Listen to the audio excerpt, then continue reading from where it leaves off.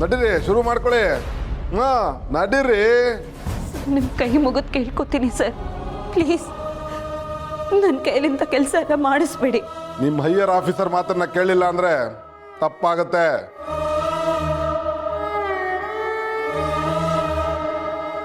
ಈಗೇನು ಹೊಡಿತೀರೋ ಇಲ್ಲ ಈ ಕೇಸ್ ನನಗೆ ಇಮೋಷನಲ್ ಕ್ರೈಸಿಸ್ ಮುಂದುವರ್ಸೋಕ್ಕಾಗಲ್ಲ ಅಂತ ಬಿಟ್ಟು ಹೋಗ್ತಿರೋ?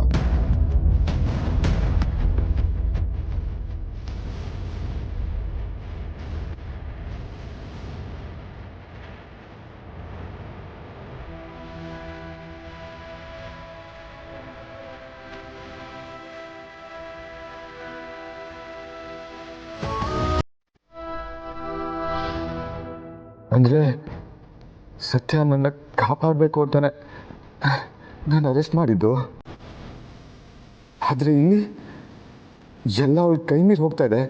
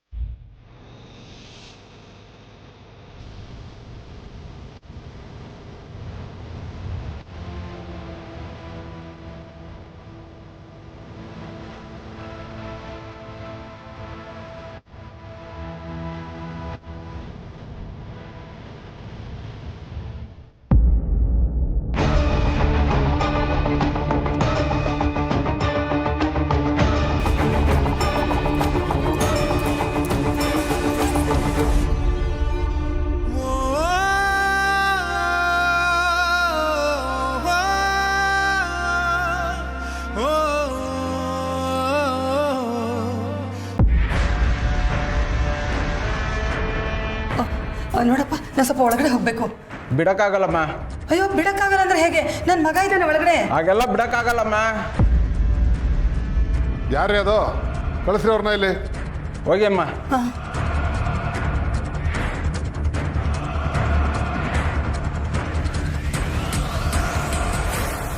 ಸರ್, ನನ್ನ ಮಗ ಕಾರ್ತಿಕ್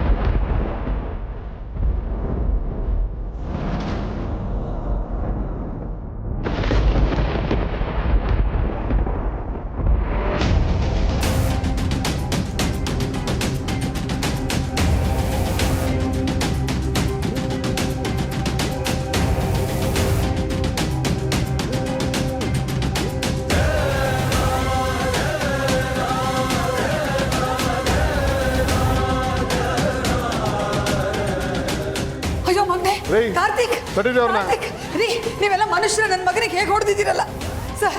ಏನ್ ಸರ್ ನೀವು ವಿಚಾರಣೆಗೆ ಅಂತ ಕರೆಸ್ಬಿಟ್ಟು ನನ್ನ ಮಗನಿಗೆ ಇಂಥ ಸ್ಥಿತಿ ತಂದಿದ್ದೀರಲ್ಲ ಸರ್? ಅಲ್ಲ ಸರ್, ನ್ಯಾಯ ಕೊಡೋ ಸ್ಟೇಷನಲ್ಲೇ ನ್ಯಾಯ ಇಲ್ಲಾಂದ್ರೆ ನಾವೆಲ್ಲ ಎಲ್ಲಿಗೆ ಹೋಗ್ಬೇಕು ಸರ್?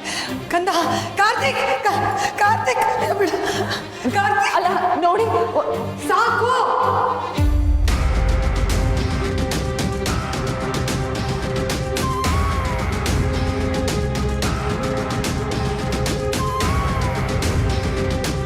ಅಮ್ಮ,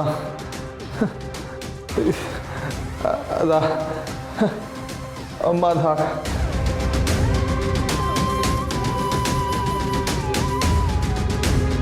ಅಯ್ಯೋ ಕಾರ್ತಿಕ್, ಎಂಥ ಕ್ರೂರಿಗಳು ಇವರೆಲ್ಲ. ಇಲ್ಲ, ನನ್ನ ಮಗನ ಸಾಯಿಸ್ಬಿಡ್ತಾರೆ. ಇಲ್ಲ, ನಾನು ಅದಕ್ಕೆ ವಶ ಮಾಡ್ಕೊಡ್ಬಾರ್ದು. ನಾನು ನನ್ನ ಮಗನ ಉಳಿಸ್ಕೋಬೇಕು. ನನ್ನ ಮಗನ ಉಳಿಸ್ಕೋಬೇಕು.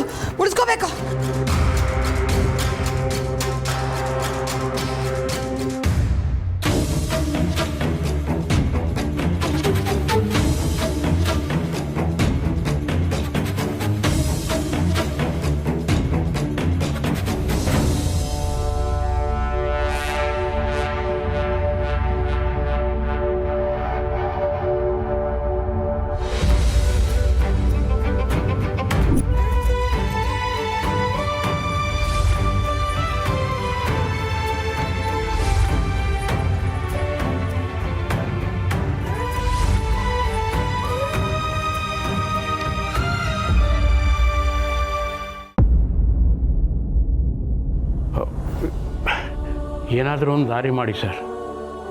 ನನ್ನ ಮಗನಿಗೆ ಬೇಲ್ ಕೊಡಿಸಿ ಪುಣ್ಯ ಕಟ್ಕೊಳ್ಳಿ ಸರ್. ಅಷ್ಟೇ ನಾನು ನಿಮ್ಮ ಹತ್ರ ಕೇಳ್ಕೊಳ್ಳೋದು. ಪ್ಲೀಸ್.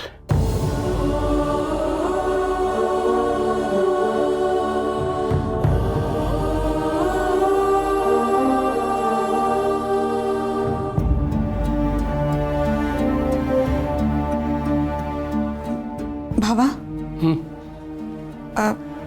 ಕಷಾಯ ತಗೊಳ್ಳಿ. ಅಲ್ಲಿಡಮ್ಮ.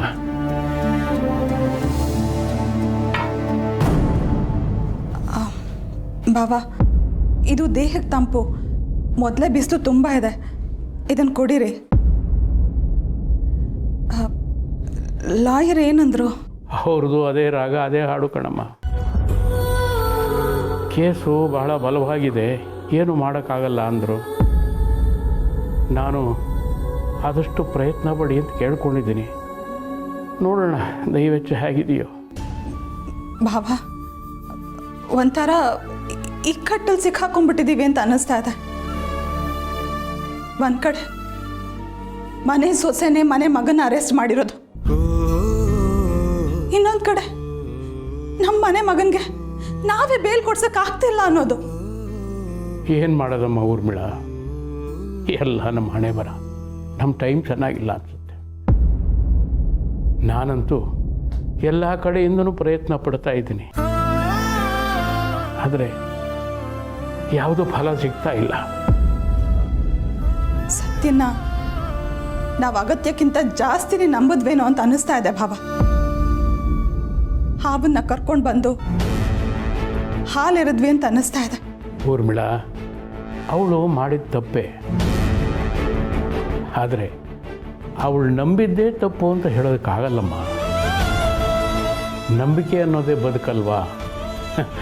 ಯಾರು ಗೊತ್ತಿತ್ತು ಹೀಗೆಲ್ಲ ಆಗುತ್ತೆ ಅಂತ? ನಾವೆಲ್ಲರೂ ಅವಳನ್ನ ಸೊಸೆ ಅನ್ನೋದಕ್ಕಿಂತ ಹೆಚ್ಚಾಗಿ ಮನೆ ಮಗಳ ಥರ ನೋಡ್ಕೊಂಡ್ವಿ. ಕಾರ್ತಿಕ್ಕಿಂತ ಒಂದು ಕೈ ಹೆಚ್ಚು ಇವಳನ್ನ ಪ್ರೀತಿ ಮಾಡಿದ್ವಿ. ಆದರೆ ಆ ಪ್ರೀತಿ ವಿಶ್ವಾಸಕ್ಕೆ ಕೊಳ್ಳಿ ಇಟ್ಬಿಟ್ಲಲ್ಲ ಭಾವ. ನೋಡಮ್ಮ, ಆಗಿದ್ದಾಗೋಗಿದೆ. ಸುಮ್ಮನೆ ಅವಳನ್ನ ದೂರ ಕೂತ್ರೆ ನಮ್ಮ ಕೆಲಸ ಆಗೋದಿಲ್ಲ. ಸದ್ಯಕ್ಕೆ ನಮ್ಮ ಕೆಲಸ ಆಗಬೇಕಾಗಿರೋದು ಅಂದರೆ ಕಾರ್ತಿಕು ಜೈಲಿಂದ ಹೊರಗಡೆ ಬರೋದು. ನಾನು ಅಕ್ಕ ಅಂತೂ ಇರೋ ಬರೋ ದೇವಸ್ಥಾನಕ್ಕೆಲ್ಲ ಹರಕೆ ಕಟ್ಕೊಂಡಿದ್ದೀವಿ ಭಾವ. ಖಂಡಿತವಾಗ್ಲೂ ನಾವು ನಂಬಿರೋ ದೇವರು ನಮ್ಮನ್ನು ಕೈ ಬಿಡಲ್ಲ, ಆ ನಂಬಿಕೆ ನನಗಿದೆ. ಸಾಕ್ಷಿ ಎಲ್ಲ ಅವನ ವಿರುದ್ಧವಾಗಿಯೇ ಇದೆಯಲ್ಲ ಊರ್ಮಿಳ. ಅವನನ್ನೀಗ ಆ ದೇವರೇ ಕಾಪಾಡಬೇಕು.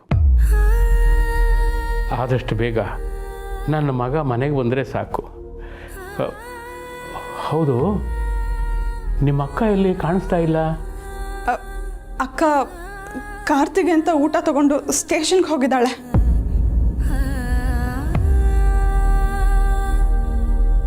ತುಂಬ ಮನಸ್ಸಿಗೆ ಹಚ್ಕೊಂಡ್ಬಿಟ್ಟಿದ್ದಾಳೆ ಪಾಪ. ನಮಗೆ ಈ ವಯಸ್ಸಲ್ಲಿ ಆ ದೇವರು ಯಾಕೆ ಪರೀಕ್ಷೆ ಮಾಡ್ತಾ ಇದ್ದಾನೋ ಗೊತ್ತಿಲ್ಲ.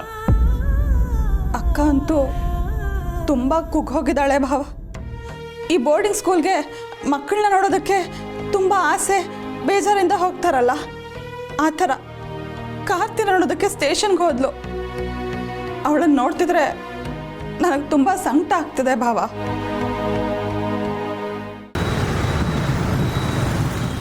ಅತ್ತೆ ಅತ್ತೆ, ಒಂದ್ ನಿಮಿಷ ನನ್ನ ಮಾತು ಕೇಳಿ. ಅತ್ತೆ ಅತ್ತೆ, ಮುಟ್ಬೇಡ ನನ್ನನ್ನ.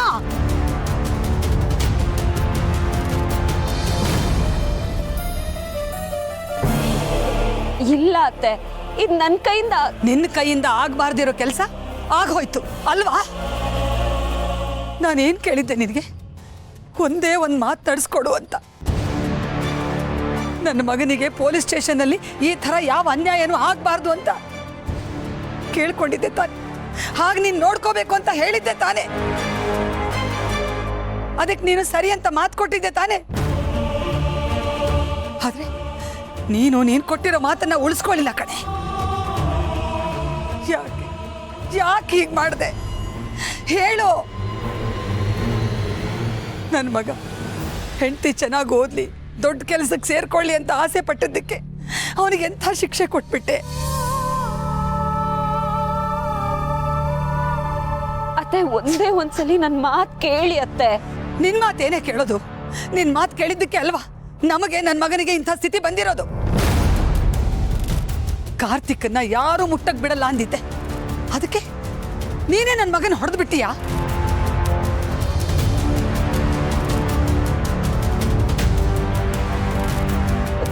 ಅತ್ತೆ ನಿಜವಾಗ್ಲೂ ನಾನು ಕಾರ್ತಿಕ್ನ ಹೊಡೆದಿಲ್ಲ. ನೀನಲ್ವಾ? ಹಾ ಹೌದೌದು, ನೀನ್ ಹೊಡೆದಿಲ್ಲ.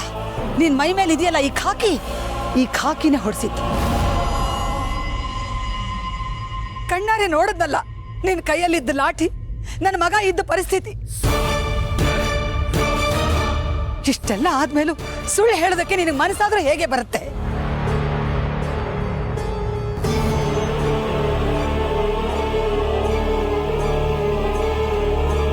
ಅತ್ತೆ ನೀವ್ ನನ್ನ ತಪ್ಪು ತಿಳ್ಕೊತಿದ್ದೀರಾ.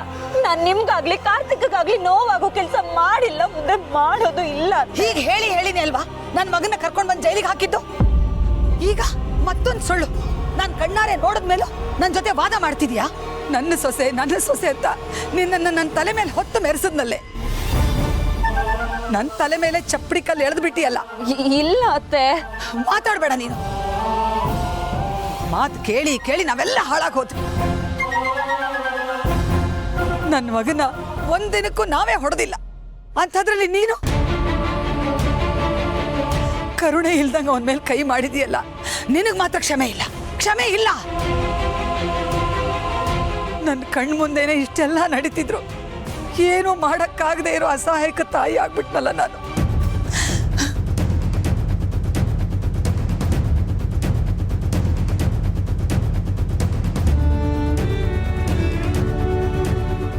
ನೋಡೆ, ನೀನು ನಿನ್ ಕಾನೂನು ಏನ್ ಬೇಕಾದ್ರೂ, ಆದ್ರೆ ಸತ್ಯ ಅನ್ನೋದು ಒಂದಿರುತ್ತೆ. ನ್ಯಾಯ ಅನ್ನೋದು ಯಾವತ್ತೂ ಆ ಸತ್ಯದ ಪರನೇ ಇರುತ್ತೆ. ನನ್ನ ಮಗನ ಹೇಗೆ ಉಳಿಸ್ಕೋಬೇಕು ಅಂತ ನನಗೆ ಚೆನ್ನಾಗಿ ಗೊತ್ತು. ನಿನ್ನ ಮಾತು ಸಹಾಯ ಇದ್ಯಾವುದು ಬೇಕಾಗಿಲ್ಲ ನನಗೆ. ಸಾಧ್ಯ ಆದ್ರೆ ಇನ್ನೊಂದ್ಸಲ ನನ್ನ ಮಗನ ಮೇಲೆ ಕೈ ಮಾಡಬೇಡ, ಅವನಿಗೆ ಹಿಂಸೆ ಕೊಡಬೇಡ.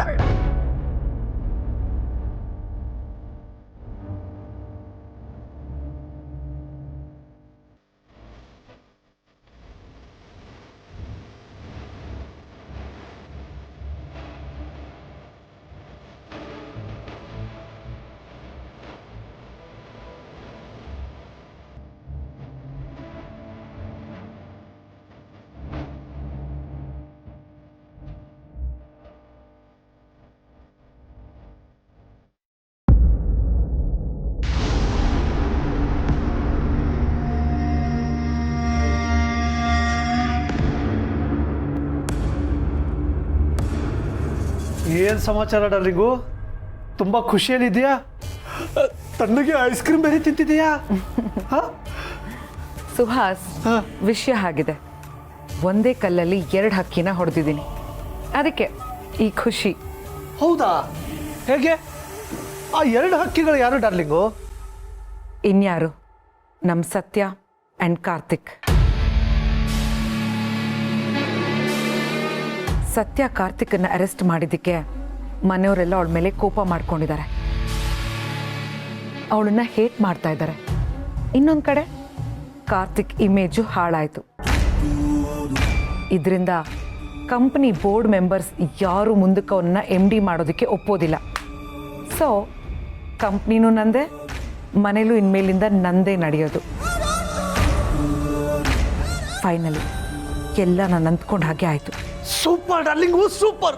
ತಲೆ ಅಂದ್ರೆ ತಲೆ. ಇಂಥ ಮನೆ ಹಾಳು ಮಾಡೋ ಐಡಿಯಾಗಳನ್ನ ಅದೆಲ್ಲಿಟ್ಟಿರ್ತೀಯ?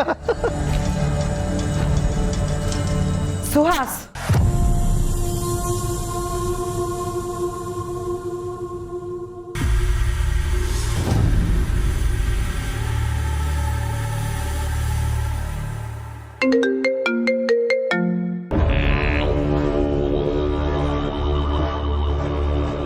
ಹಲೋ ACP ಸರ್, ಹೇಳಿ. ಮೇಡಮ್, ನಿಮ್ಗೊಂದು ಗುಡ್ ನ್ಯೂಸ್ ಇದೆ. ಅದ್ ಹೇಗ್ರಿ ನೀವು ಅವ್ರನ್ನ ಹೊಡೆದ್ರಿ? ನಾನು ಹೇಗೆ ಕೆಲಸ ಮಾಡಬೇಕು ಅಂತ ನೀವು ನನಗೆ ಹೇಳ್ಕೊಡಕ್ ಬರಬೇಡಿ. ಹಾಗೆ ನೋಡಿದ್ರೆ ಇದು ನಿಮ್ಮ ಕೆಲಸ. ಪ್ಲೀಸ್ ಸರ್, ಇದೊಂದು ಕೆಲಸ ನನ್ನ ಕೈಲಿ ಮಾಡಿಸ್ಬೇಡಿ. ಈಗೇನು ಹೊಡಿತೀರೋ ಬಿಟ್ಟು ಹೋಗ್ತಿರೋ?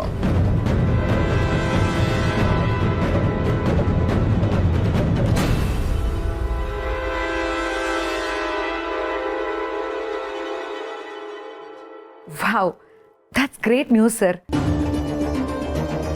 ಫೈನಲಿ ಸತ್ಯನ್ ಕತೆ ಫಿನಿಶ್ ಅನ್ನಿ. Sir thank you so much. It's okay madam. ಆ ಸತ್ಯ ಇನ್ಮೇಲೆ ಆ ಕಡೆ ಅತ್ತೆ ಕಡೆಯಿಂದ ಈ ಕಡೆ ನನ್ನ ಕಡೆಯಿಂದ ಕರೆಕ್ಟಾಗಿ ಲಾಕ್ ಆಗಿದ್ದಾಳೆ. ನೋಡಿ ಅವಳನ್ನ ಹೆಂಗೆ ರುಬ್ತೀವಿ ಅಂತ. ಸರ್, ನಿಮ್ಮ ಮೇಲೆ ಆ ನಂಬಿಕೆ ನನಗಿದೆ. Once again thank you so much. Darling, ಏನಾಯ್ತು?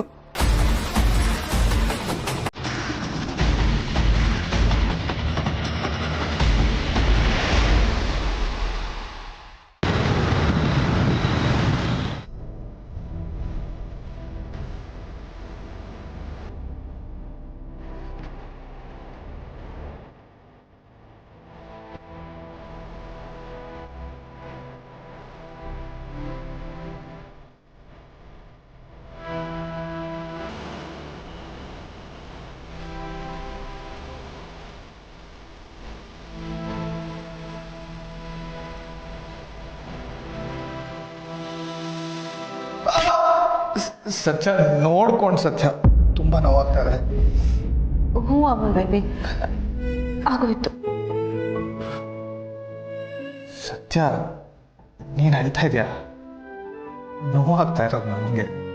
ನೀನು ಏನಕ್ಕೆ ಅಳ್ತಾ ಇದೆಯಾ?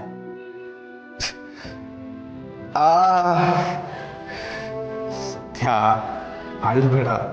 ನೀನು ಕಣ್ಣೀರು ಓಡ್ಸೋಕ್ಕೂ ನನ್ನ ಕೈಲಾಗಲ್ಲ. ಸತ್ಯ, ನೀನೇ ಈ ಥರ ಅಳ್ತಾ ಇದ್ರೆ ಹೇಗೆ ಸತ್ಯ? ಸ್ವಲ್ಪ ಧೈರ್ಯ ತಗೋ. ಇಲ್ಲ ಅಮಲ್ ಬೇಬಿ, ನೋಗೆ ನಿನ್ನ ಈ ಪರಿಸ್ಥಿತಿಗೆ ನಾನೇ ಕಾರಣ. ನಂದೇ ಎಲ್ಲ ತಪ್ಪು. ನನ್ನಿಂದ ನೀನೇನೆಲ್ಲ ಅನುಭವಿಸ್ಬೇಕಾಗಿತ್ತು. ಜೈಲು, ಹೊಡೆದಾಟ. ಈಗ ನೋಡಿದ್ರೆ ನಿನ್ನ ಕೈ ಮೂವ್ ಮಾಡೋದಕ್ಕಾಗ್ತಿಲ್ಲ.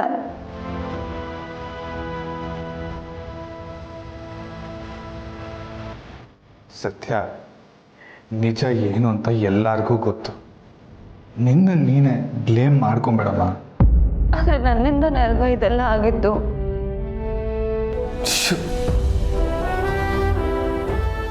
ನೋಡು ಸತ್ಯ, ಯಾವುದನ್ನು ನೀನು ಬೇಕು ಅಂತ ಮಾಡಿಲ್ಲ ಅಂದಮೇಲೆ ಇದು ನಿನ್ನ ತಪ್ಪು ಹೇಗಾಗುತ್ತೆ ಹೇಳು?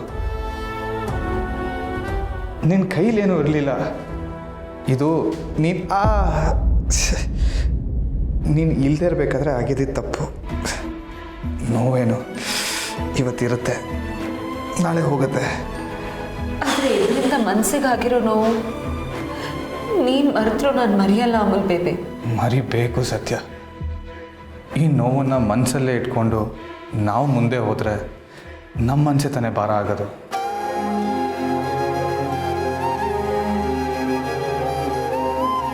ನೀನು ನನ್ನನ್ನು ಸಮಾಧಾನ ಮಾಡಬೇಕು ಅಂತ ಹೀಗೆಲ್ಲ ಹೇಳ್ತಿದ್ಯಾ. ನನಗೆ ಗೊತ್ತು ಅಮಲ್ ಬೇಬಿ. ಅಮ್ಮ ಹೇಳಿದ್ದೆ ಸರಿಯಾಗಿದೆ. ನಾನು ರಾಜೀನಾಮೆ ಕೊಡಬೇಕು.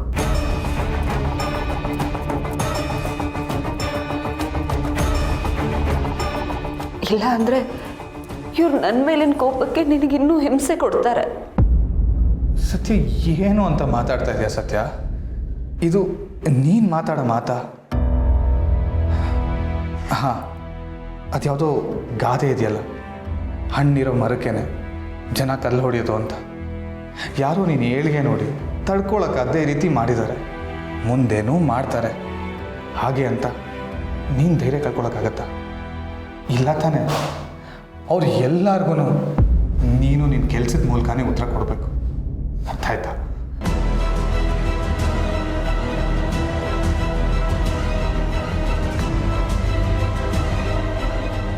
ಅಮಲ್ ಬೇಬಿ, ನನ್ನಿಂದ ಈ ಕೇಸ್ ಸಾಲ್ವ್ ಮಾಡೋದಕ್ಕಾಗತ್ತೆ ಅಂತೀಯ? 100% ಸತ್ಯ, ಅದರಲ್ಲಿ ಡೌಟೇ ಇಲ್ಲ. ನನಗೆ ನಿನ್ನ ಮೇಲೆ ನಂಬಿಕೆ ಇದೆ. ನೀನು ಈ ಕೇಸ್ನ ಸಾಲ್ವ್ ಮಾಡೇ ಮಾಡ್ತೀಯ, ಅದರಲ್ಲಿ ಡೌಟೇ ಬೇಡ.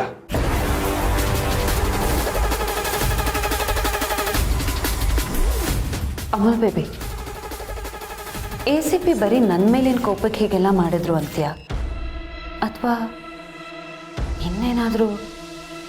ಅದೇನೋ ನನಗೆ ಗೊತ್ತಿಲ್ಲ ಸತ್ಯ. ಆದರೆ ನಾನು ಮಾಡಿಲ್ದಿರೋ ಅಪರಾಧನ ಒಪ್ಕೋ ಅಂತ ಪದೇ ಪದೇ ACP ಹೇಳ್ತಾಯಿದ್ರು. ಏನು ತಪ್ಪು ಒಪ್ಕೋ ಅಂತ ಹೇಳಿದ್ರಾ? ಹೌದು ಸತ್ಯ.